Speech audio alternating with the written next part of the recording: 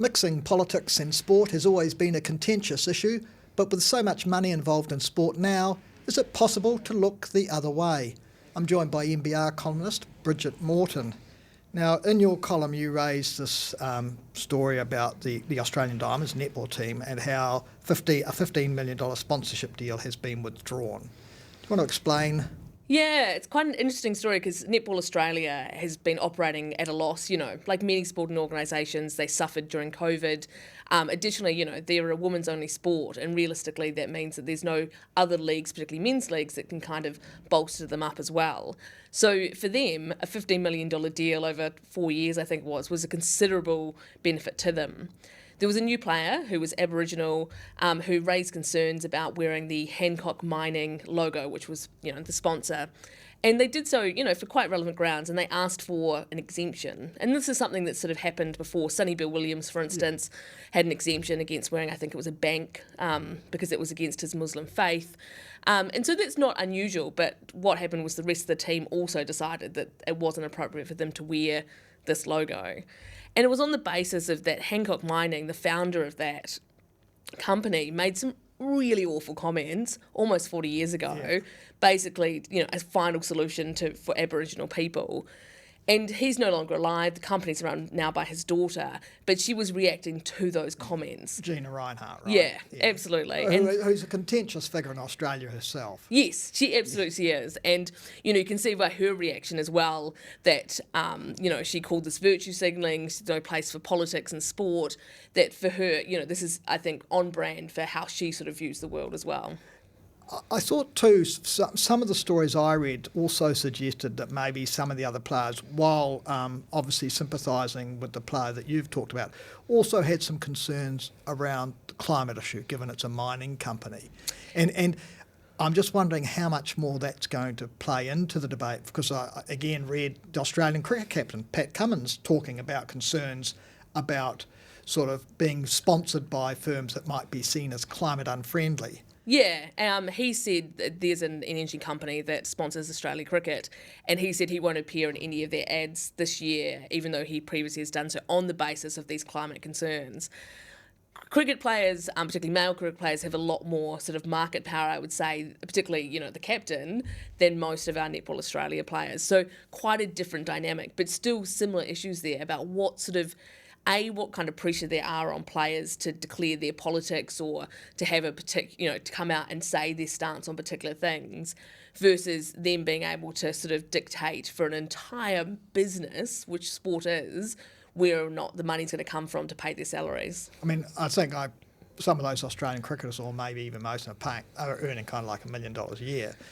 I guess if it comes down to that sort of thing on principle, will they be prepared to take a cut in pay to stand by their principle? Well, I mean, this is really interesting. David Pocock, who is a senator in Australia now, he was previously a Wallaby, and so he, I think he was at a mining protest, got arrested for it, I believe. Sort of at the time, it was sort of, Rugby Australia basically didn't really say anything about it, basically just said it was his personal choice. He's revealed actually last week that there was a lot of pressure on him from Rugby Australia to actually, not undertake that type of activity because of the business of rugby. And you can see that definitely happening in New Zealand in terms of, there's more and more pressure, I think, on our big sports players to take a stance on social issues. And it's really difficult for them to, with the big business that is rugby, and I'd say particularly the women's rugby team is under particular pressure because they're in a growth space, for them to actually come out and condone some of that and put at risk sponsorship is a really big and difficult decision. Because with the All Blacks, one of their sponsors is INEOS, and there's been certainly plenty of comment, I think, from climate advocates, activists, that the All Blacks shouldn't be sponsored by that company. I think one of the problems, though, as soon as you get into the big sports, you need big sponsors, and none of our multinationals are perfect in any way. You're always going to have someone that objects to some aspect, some more than others. Obviously, climate is the big issue at the moment, and so there's a real focus on the companies that operate in that space or have a lot of emissions, etc.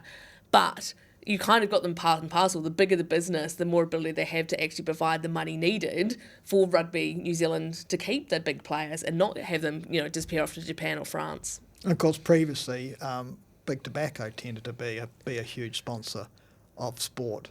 that's out now, but now the push, Chloe Swarbrick, the Green MP, wanting to get rid of alcohol sponsorship. And what's the story there? Yeah, that's interesting as well because, she has put forward this alcohol bill as a harm reduction bill, and she's absolutely right that we have huge amounts of harm from alcohol in the community. She hasn't really made the link, though, between, I think, the alcohol sponsorship of sports teams and actually, that being some of our problematic behaviour.